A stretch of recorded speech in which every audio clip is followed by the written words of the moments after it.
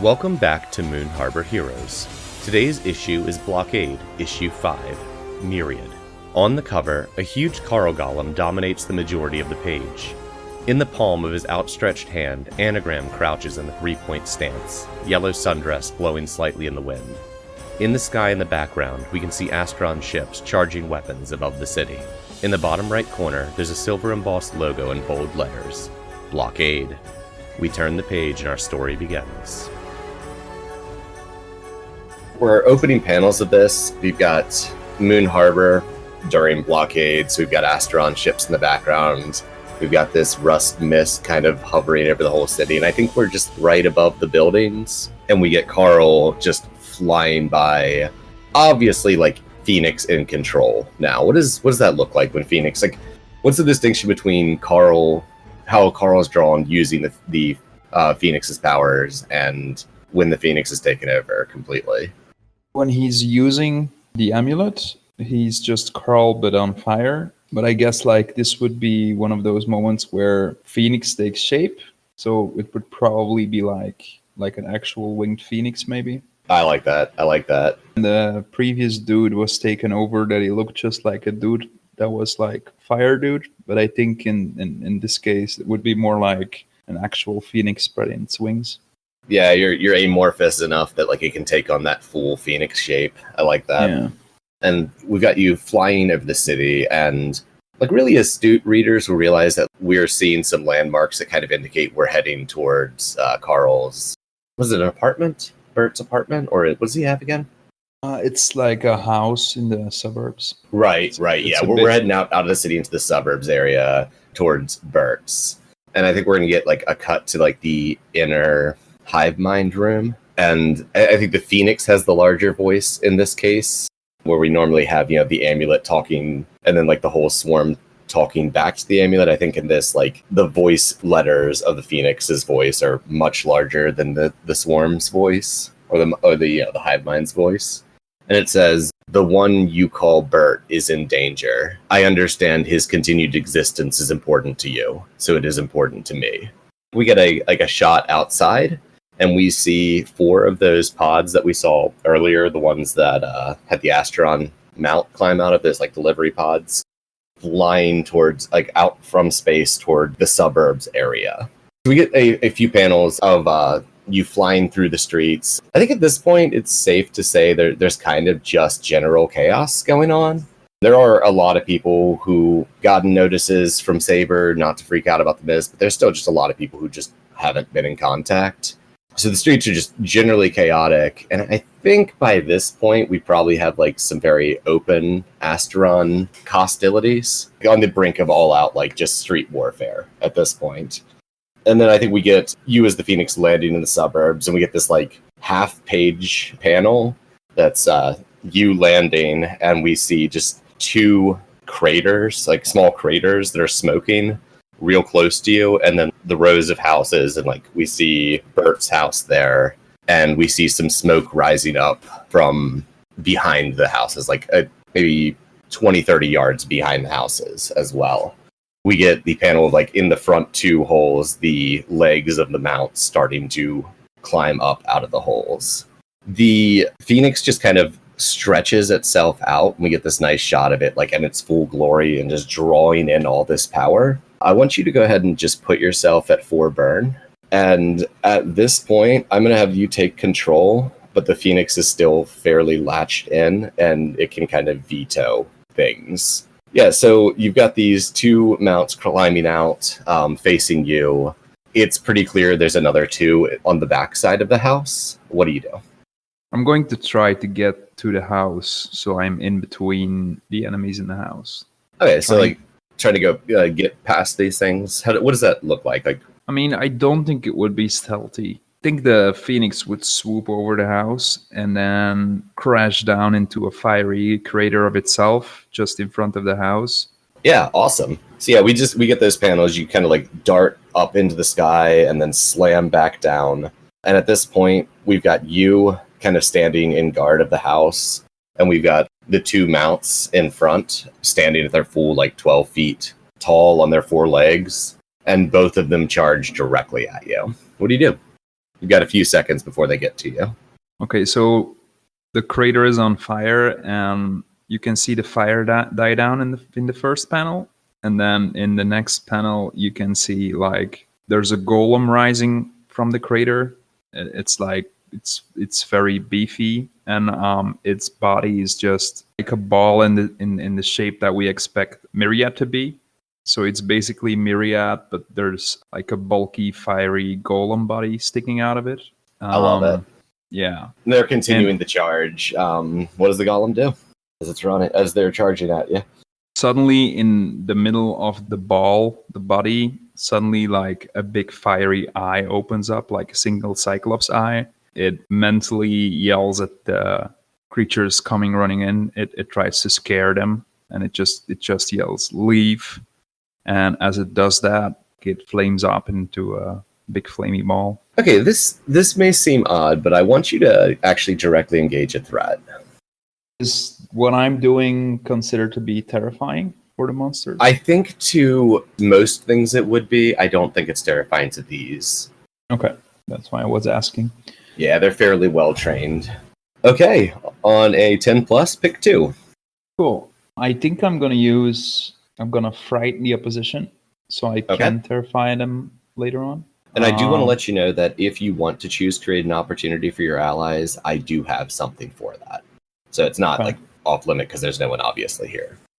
Are they close enough that it's, well, I don't want to know yet. I'm gonna avoid their blows and I'm gonna frighten them. Okay, awesome. So let's go with that. Yeah, so what do you say again? We get the eye opening and then you said just what? A giant booby voice in their head that goes, "Leave." So yeah, we get a couple panels of them running full speed and they just skid.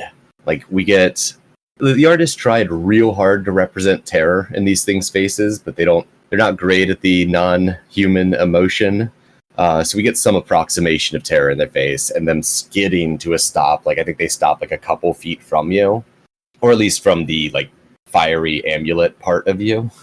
How big are these creatures compared to me? How tall do you imagine the golem to be? These guys are 12 feet tall. Yeah, I'd say the golem is only like 7 feet, maybe. Okay, cool. Yeah, I think we get this like it's one of those panels that goes across the full page of like them skidding to a stop, like kind of still towering over, and then they take like a couple tentative steps back.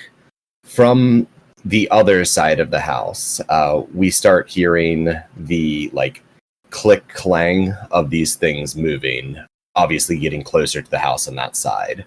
The ones in front of you are wary and they're kind of keeping their distance for a bit, but you can tell it's not going to hold long. You've bought yourself, a moment of reprieve here. So what do you do? I'm going to use the moment of diversion to quickly try and use my sense. Like I'm gonna send out a bunch of insects and try to get a sense of if Burt is anywhere around. Cool. Yeah, go ahead and roll to unleash your powers. I think I take a -2 to that. Yeah, because I got a condition. At a 9. All right. On a 7 to 9, I will tell you how it is. Or sorry, you can either mark a condition or I'll tell you how it's unstable or temporary. I'll take a condition. I'm going to give you the information and you can choose how you want it represented, like how it looks, you figuring this out. Burt is in the house on the other side watching the mounts approach the house, like from the back of the house out a window. But he is physically okay at the moment. Kind of terrified, but yeah. Okay, so I'm gonna take insecure as my condition because Carl is getting a bit freaked out. Do I still have time to do something, or? Yeah, I think that just took moments. Right. You also feel that from a distance away, out of vision range, but when you were like extending your senses and like kind of scanning the area, there was a very strange presence, something you hadn't ever quite felt and you didn't really understand what it was, moving quickly towards you. You don't have much information on it, but they're going to be here soon, next minute or two. Okay. I'm going to try to get to Burt safely. The two in front of you are still kind of cowering back a bit. We've gotten a couple panels of them starting to take tentative steps forward. but you could just go inside. Like, you'll definitely be able to get inside. So Burt is just behind the wall, right? Yeah. Yeah, he's probably looking out the window. I mean, I feel like this golem form is not very subtle. Door fitting. So I'm just gonna rip out a part of the wall. So like we get a panel of you just kind of ripping. I like this idea of you grabbing the doorknob, like opening it, realize you're not going to fit, and you just keep yanking. Just a chunk of the like wall around the door comes out, and then I think like maybe across the room in the kitchen side of things, we see Burt looking out the window at the back, and then just turns to see you, and he goes, "Carl, is that you?" A voice comes out, but it's not. I don't think that Burt has ever been exposed to Myriad, because that's something that Carl wants to keep away from Burt.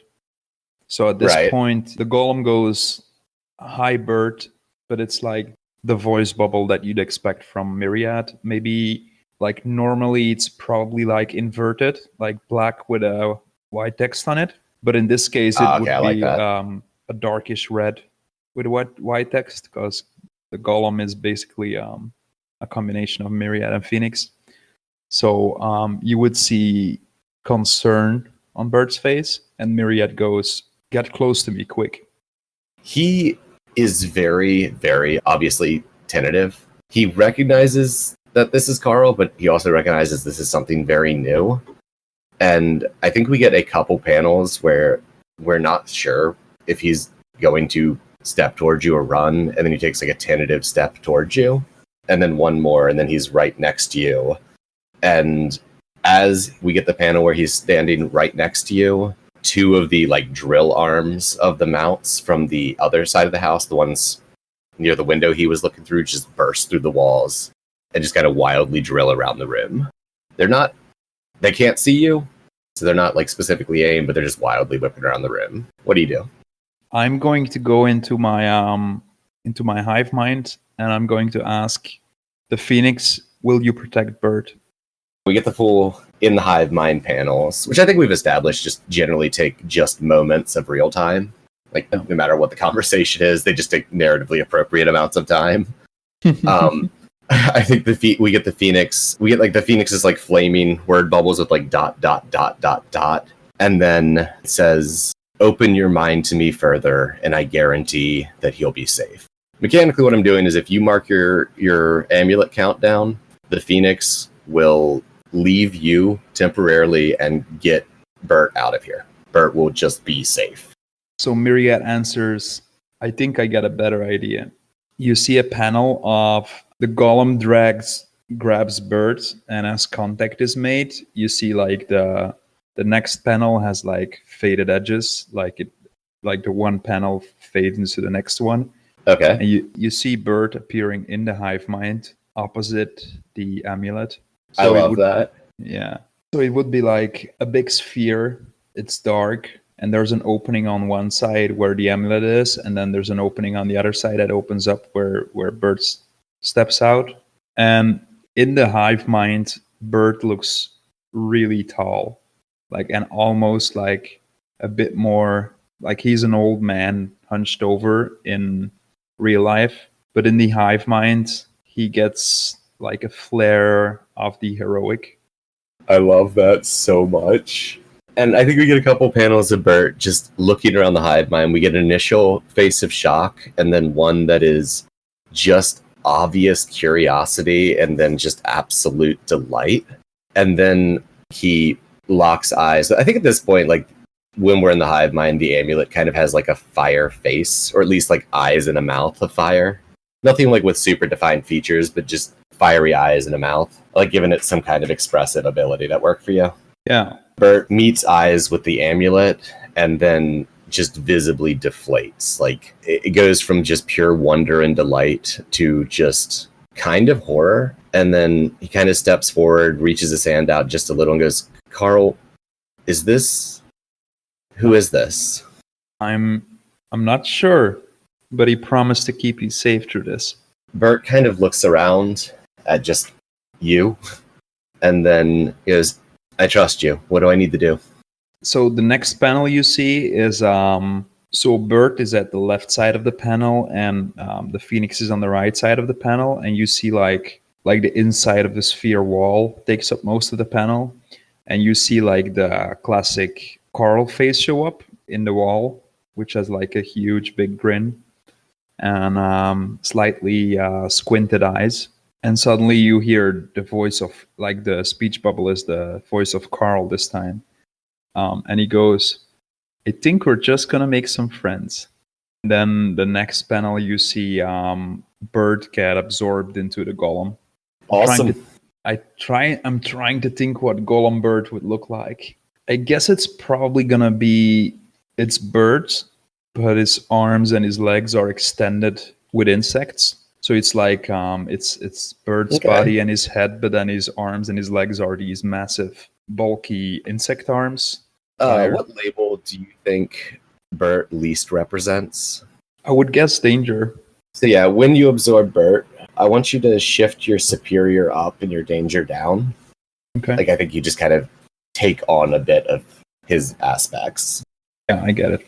So we get the panel of the Burt golem. We've still got the drill arms wildly just trashing the house, and the two mounts that were on the front side of the house have definitely rallied and are starting to not full on charge like they were before, but they're approaching with gnashing teeth and these drill arms kind of tentatively stabbing out at the Burt Myriad golem. Oh god, this is so awesome. What do you do? I'm going to try to stomp down the backside of the house. So I'm trying to go clear a path through the what were they called? The things that go around the room? The mounts? No, the things that are in the drills. Was that what? Oh yeah, it's drills on the ends of some of their arms. Oh, but there are also mounts that are in the house then. Yeah, the drill arms are like on the arms of the mounts. Of mounts, okay. So I got mounts in front of me and mounts in the back. Yep. So you said you wanted to like smash through the house to get out the other side? I mean, I think I'm gonna smash through the roof in that case. All right, cool. Go ahead and roll to unleash your powers. Okay. On a 7 to 9? 8. Either mark a condition, or I'll tell you how it's unstable or temporary. Tell me how it's unstable or temporary. Okay, cool. So I think we get these couple panels of you, and you just take this giant, like, flying leap, smash through the roof, and you get, like, about 6 or 7 feet above the roof before you realize that with Burt inside you, you're just too heavy to fly. You can leap, you can kind of hover for short times, but you just can't fly with him in here. So you land back on the roof. And we then get this panel of the 4 of these mounts slowly trying to climb up the sides of the house to get to you. And then, like, the far side of that panel running down the driveway, we see a young woman in a yellow, like, flowery sundress running faster than you've seen any mundane human run, but, like, not nearly as fast as like, Ryder can run. And she is just booking it straight towards these mounts. Can I describe how that page looks? Yeah, absolutely.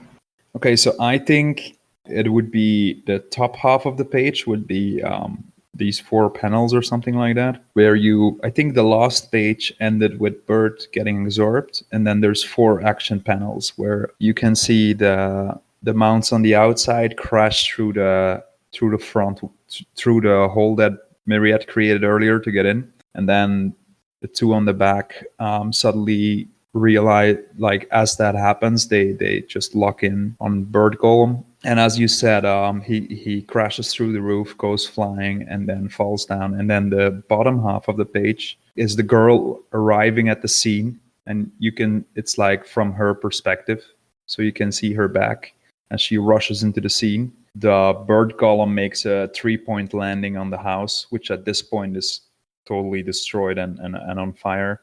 And we definitely get like a bit of like creak and crack sound effects from like the houses and the support pillars as you land on it. There's like chaos in the background, and it's all lit by all of the fire that's been set around the area. Most of it because of Myriad and Phoenix, of course. And you can see the mounts crawling up the house towards the roof.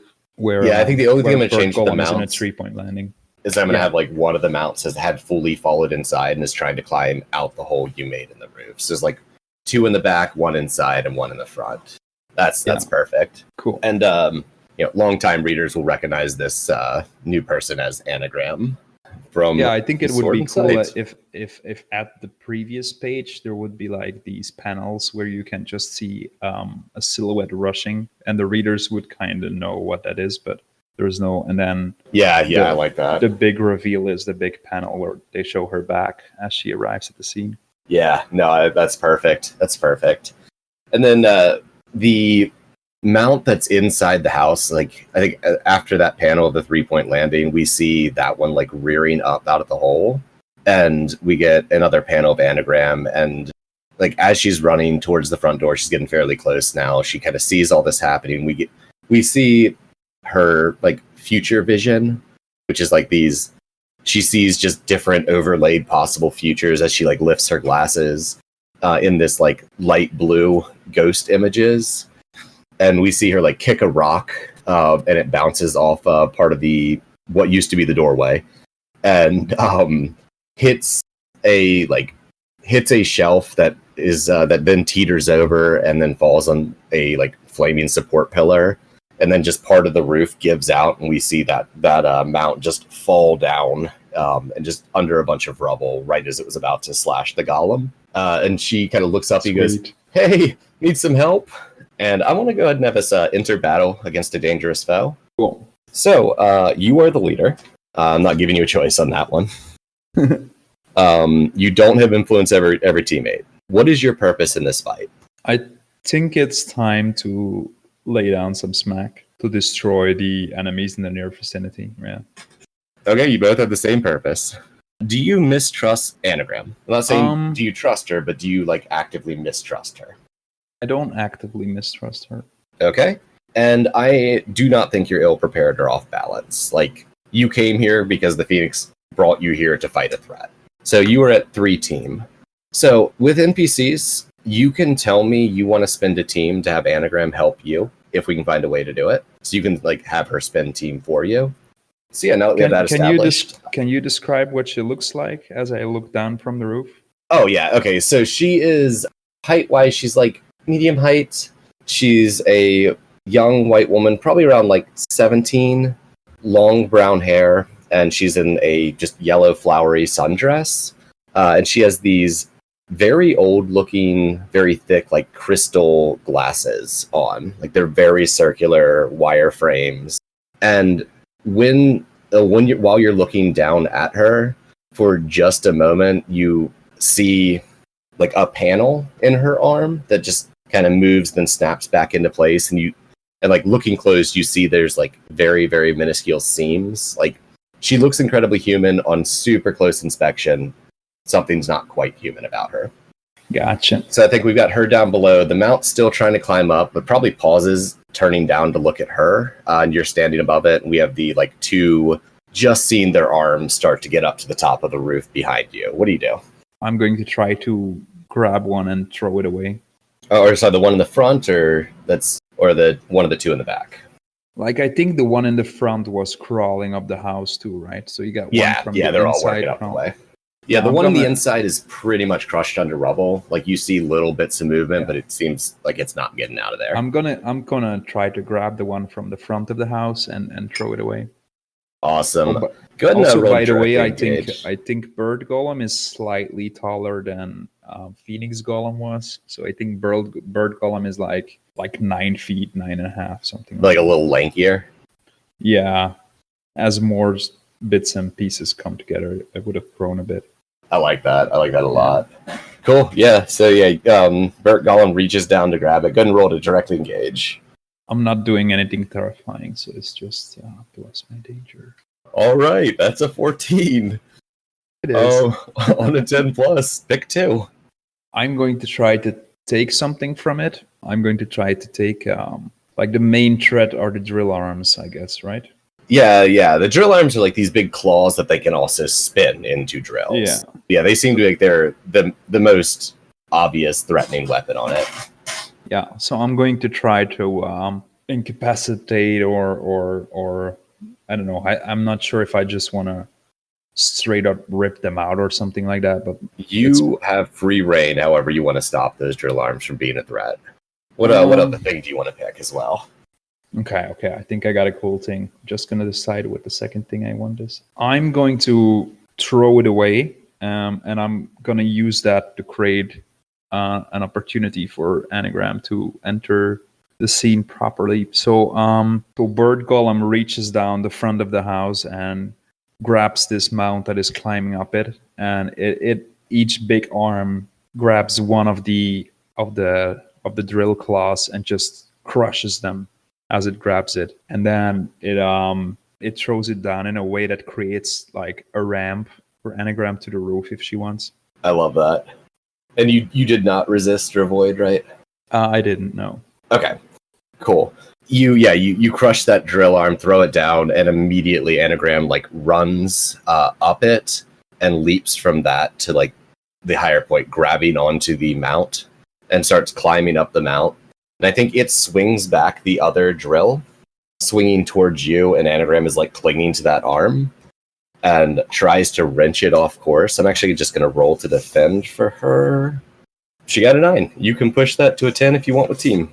I'm going to, yeah. Okay.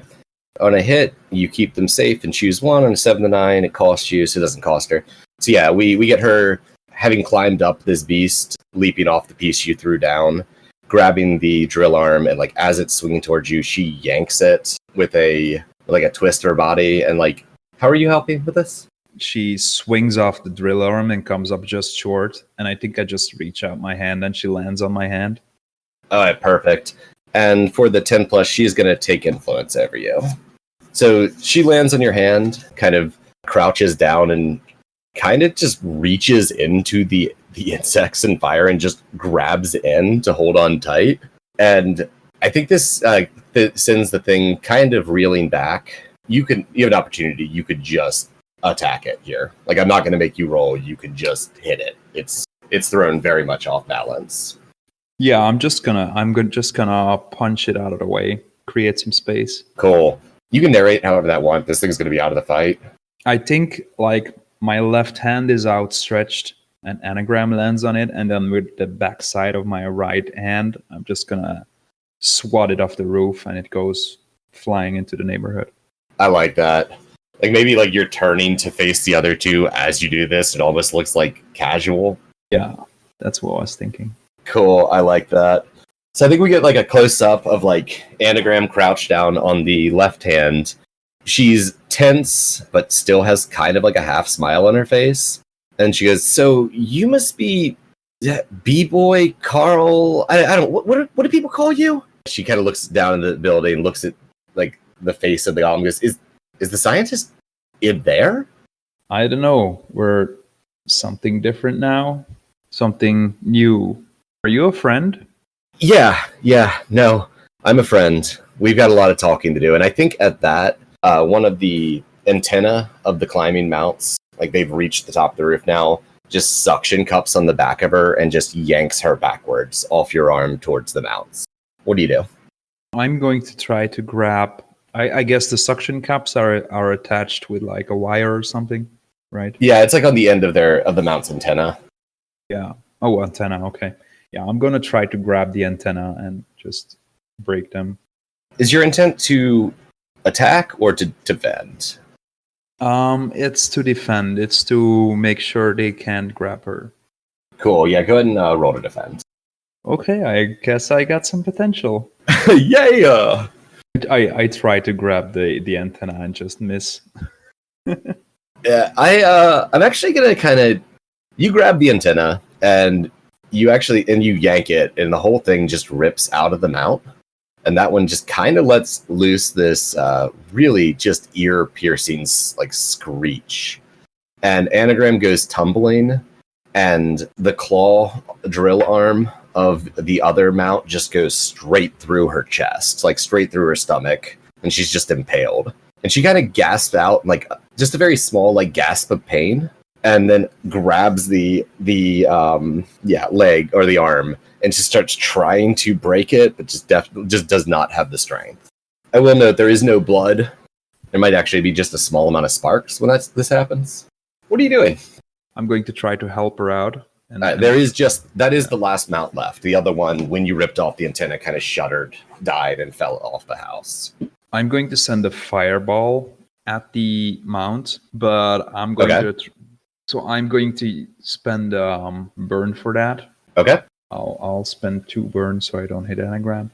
But I'm gonna try to do it in a terrifying fashion. So I'm going to let's say that I'm gonna do a phoenix projectile, maybe, because that sounds cool. I shoot a fireball, and as it leaves my hand, it sprouts wings and starts screeching and dives right into this monster.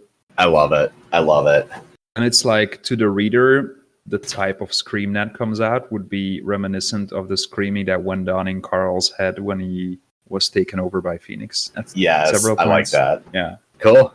Go ahead and roll it. Oh, it's an 8. Okay.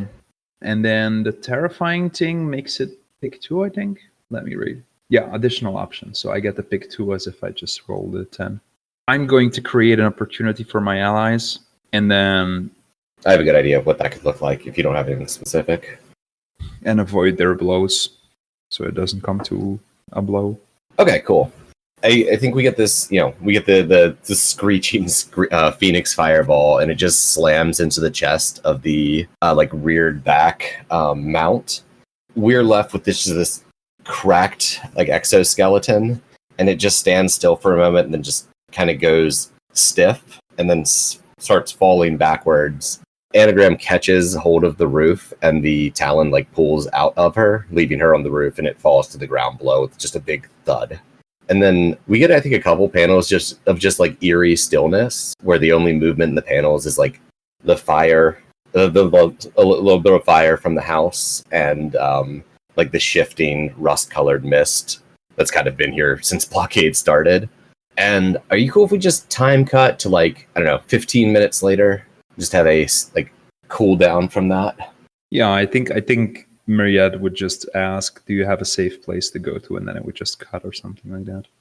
We open our next scene in a very sterile-looking but fairly cramped Saber safe house. I think we get an outside establishing shot, and it's just a nondescript warehouse district, and then we cut inside.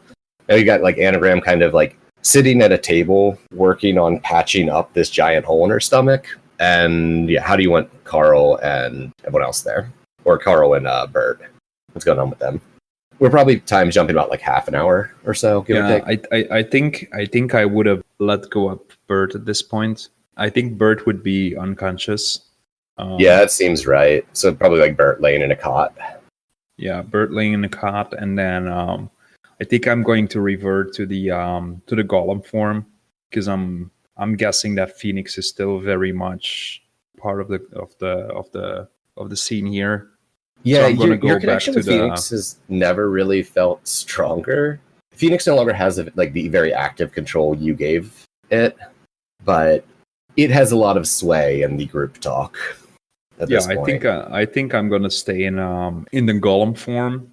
So with the one Cyclops eye and the fiery arms and legs, but I think the arms and legs would feel a bit more solid, less like raging fire, but more solidifying slightly.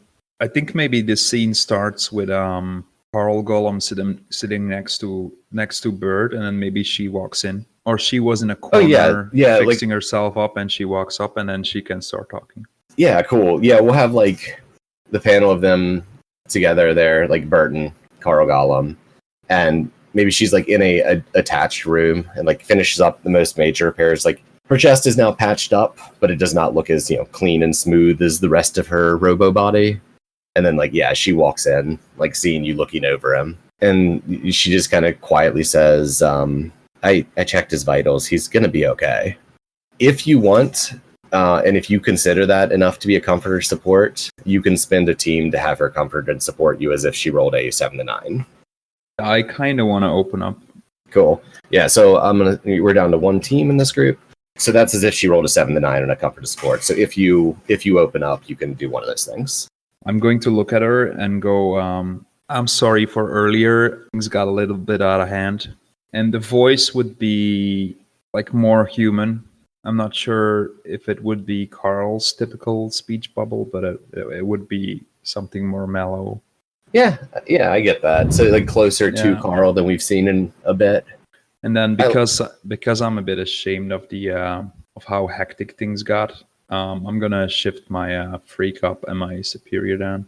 Okay, cool.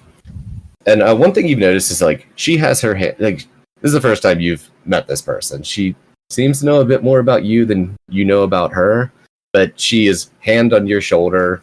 The fact that you are not human looking has not seemed to faze her ever in any way.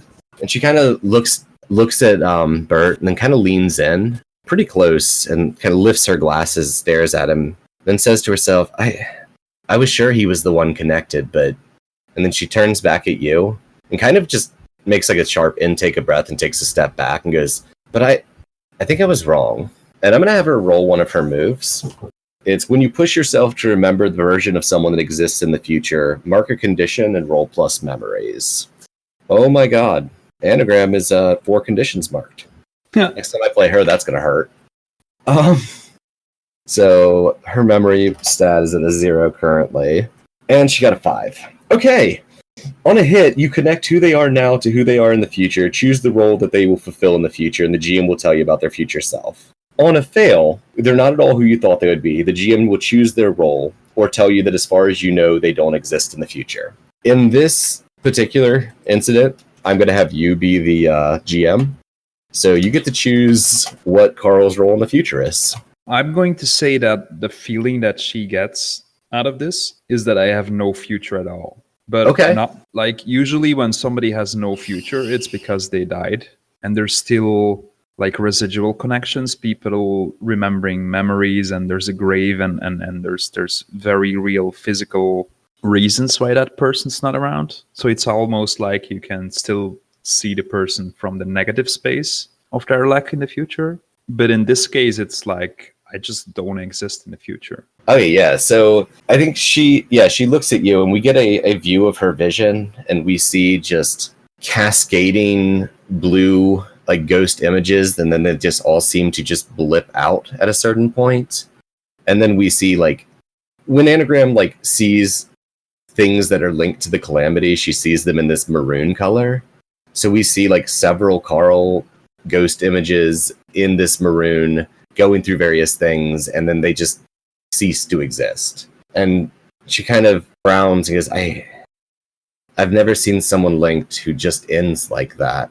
I was hoping I could help prepare you, but shit, I don't even know what's coming. She kind of sighs and goes, well, in the short term, I think I can help you. I just got a report from Saber. Your friend, Ryder, he's on an Astron ship. They captured that whole group.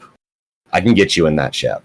At this point, the typical visual Carl mouth appears on the center core of the golem, and she can hear giggling, and the golem goes, "I never know what's going on. Let's go get Ryder." I think we get a panel of like as you're leaving, Anagram making a quick call, and I do want to point out she uses a jitterbug phone. She's real bad with technology. Everything's speed dial for her. And we hear her talking to what's like obviously a Saber dispatcher and arranging a watch for Burt in the safe house.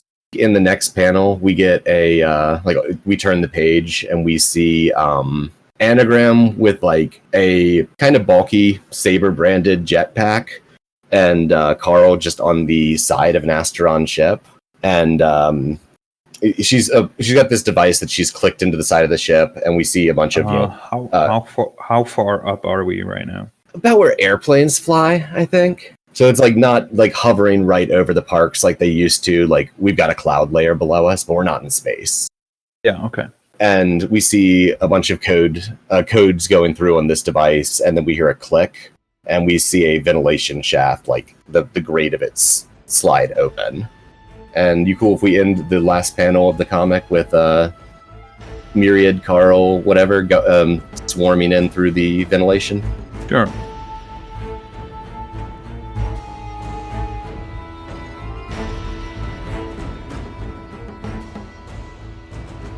Moon Harbor Heroes is produced by Anthony Sheets and TP Huth, and edited by Anthony Sheets.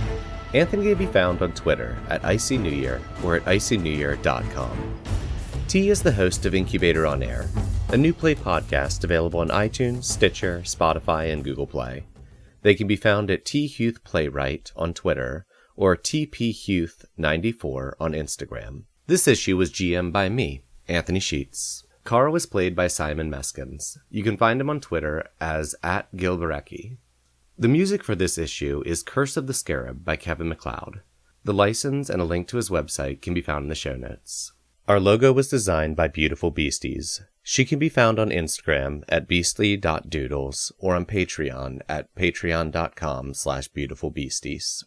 If you want to get a hold of us, email us at moonharborheroes@gmail.com or on Twitter at moonharborcast.